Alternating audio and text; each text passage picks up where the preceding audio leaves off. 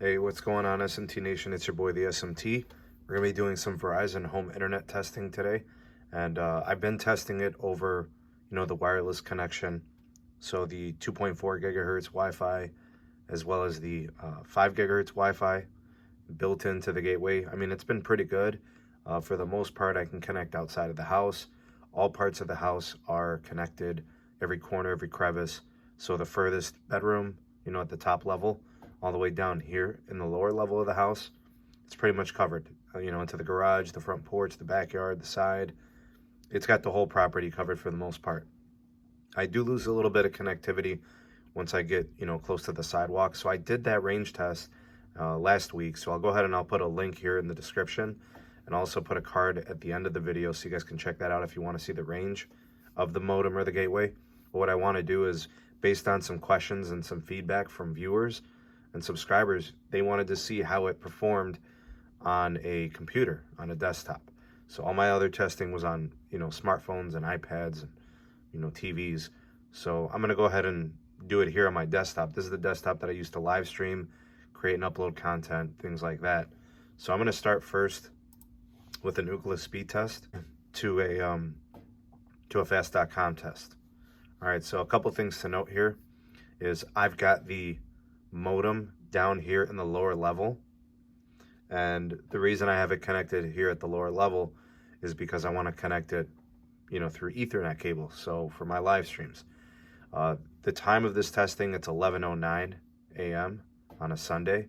So to give you an idea of the usage time, this is pretty typical of what I see, at this time of the day. 45 millisecond ping, 97.8 on the down, and it looks like we've got about 23 or 24 megabits on the up. All right, 23.5. So all in all, in terms of that test, those metrics, that's pretty good.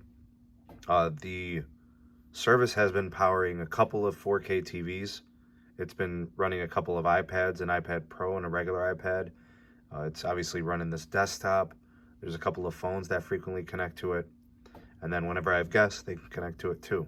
Which usually, in this case, because the T-Mobile performance here in my home is not very good, and a lot of my family have T-Mobile, they like to connect to the Wi-Fi here. So it's been doing a great job of meeting the needs of the family. Now, something to note is you see this ping time right here, 45. That's not great.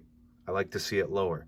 Now, what I've noticed is when I take the gateway upstairs to the main level or the upper level, that ping time actually drops down into like the mid to upper 20s, lower 30s.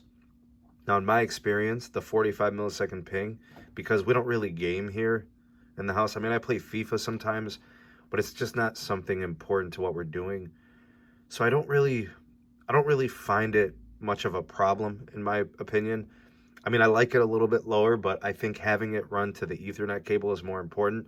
But I think one of my solutions is going to be getting the modem gateway upstairs in the main level, and then, running an Ethernet cable down through, I have a couple of ports, down here in the lower level where I can just run the Ethernet cables down from upstairs. And I've got a drop ceiling, so I can definitely do that. So I'm probably going to do that. I don't know, it kind of depends. I'm waiting on fiber. AT&T fiber is coming to my area. It's going to be servicing my neighborhood. So I'm kind of contemplating just not even doing it and just rolling this way for now. But that's the speeds I'm getting on Ookla, and that's kind of the setup that I've got going on. What I'll do for you guys, I'll go ahead and run a fast.com speed test as well, so we can see how it performs for video streaming. So the fast.com situation is you want to test it over video servers. All right, and you'll see, really, really good there. It'll drop a little bit. I don't see it typically, getting 200 megs. So my experience so far, it really depends on the time of day. Running fixed wireless, it's always tower dependent. So my cell tower, when it's unloaded, so late at night, early mornings, I'll get like 265 megabits down. And then, as the hours of the day go on, I might see something like, 150, 170 megabits. And then in absolute peak time, you'll see stuff like, like 80s and 90s, at times. All right, so it's connecting to a server in Philadelphia, so I'm not sure how much that changes it, but, latency is pretty close to the Ookla. There's 39 millisecond ping. There's about a 22 megabit per second up. So the uplink's pretty consistent. Like I said, I should probably move this thing upstairs and I'll get better performance, at least based on when I've moved it around the house. The downlink is pretty much the same, but the uplink and the latency is different. So I think it's probably worth it for me to go ahead and get it upstairs, run the Ethernet, or just connect it to the Wi-Fi. I'm probably going to do a separate test for the Wi-Fi. The reason I don't like to run the Wi-Fi test on my desktop is because my wireless network adapter that came with my computer setup is only 2.4 gigahertz. So I can't run a 5 gigahertz test because it is a dual band gateway. So I don't know. There's definitely a performance difference between 5 gigahertz because of that higher frequency. It's usually higher and faster, especially the uplink and the downlink. The latency, I haven't really noticed much of a difference. All right, so 43 megabits on the down for this fast.com, 39 millisecond ping, 23 in the up. I'll go ahead and run one more test, and that'll probably conclude this testing. Now, I haven't noticed any buffering on any video. I haven't seen any, notable degradation of performance from the service. I've had it for a couple of months now. I think this is probably like week 10 or something like that. So I'm on my 3rd month, and it's been an absolute dream. The modem, the gateway, has been excellent. It was easy to set up. It was seamless. I haven't had any problems with it. It hasn't turned off. It hasn't powered down. I haven't even sensed it really updating. I'm assuming it's getting updates, firmware updates, but probably doing so at night. But I haven't sensed anything. I can't say that it's ever really even been down at any moment in time. But I have not had any issues whatsoever. I've been really happy with the service. I'm paying $50 per month. And I guess they technically sell it for $80 per month. You get a $10 discount for auto pay. And then you get $20 discount for having their wireless service as well. So it brings it down to $50. In my opinion, I think it's fair. In my opinion, the service has been very good. The speeds, again, it's tower dependent. There are a lot of people out there that could really use this type of service. All right, this test 40 millisecond ping, 77 megabits down, and 21 megabits per second on the up. There are people that have DSL as options, 3 to 10 megabits per second.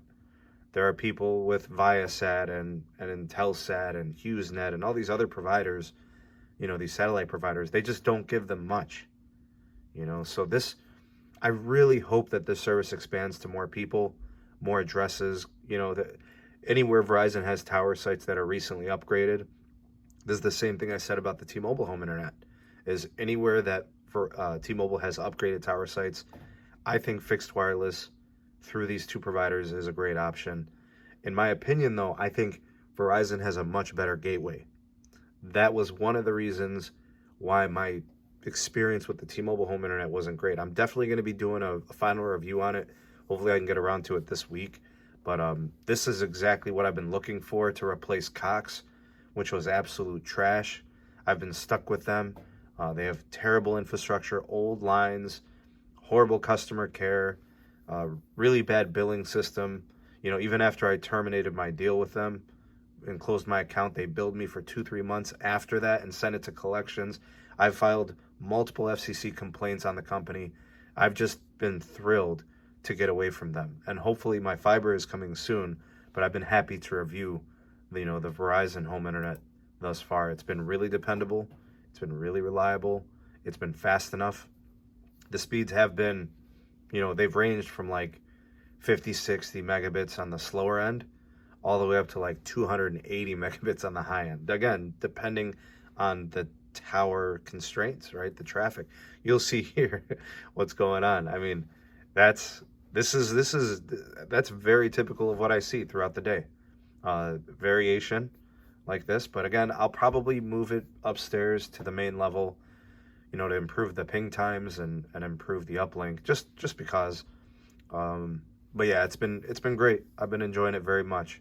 But again, this is what I'm seeing. You guys let me know in the comment section below what you think of the testing. What do you think of my first impressions here? We're a couple months in usage. It's been great for me. It's been awesome. I've enjoyed it. I recommend it once it becomes available to you if you're in the market for a new connection from a different company. Just another look, another option, and I'm happy to see the competition ramping up as C-band is going to be huge. Whole new slew of spectrum assets coming to the market from, you know, Verizon, and then of course T-Mobile with the 2.5 gigahertz, the N41. That's going to be a game changer for people too. So happy to report on all this, happy to share this. Comment down below your thoughts and opinions on my testing and my experience. Go ahead and drop me a line. I'd love to hear what you have to say. The voice of the people, the SMT Nation. Let your voice be heard.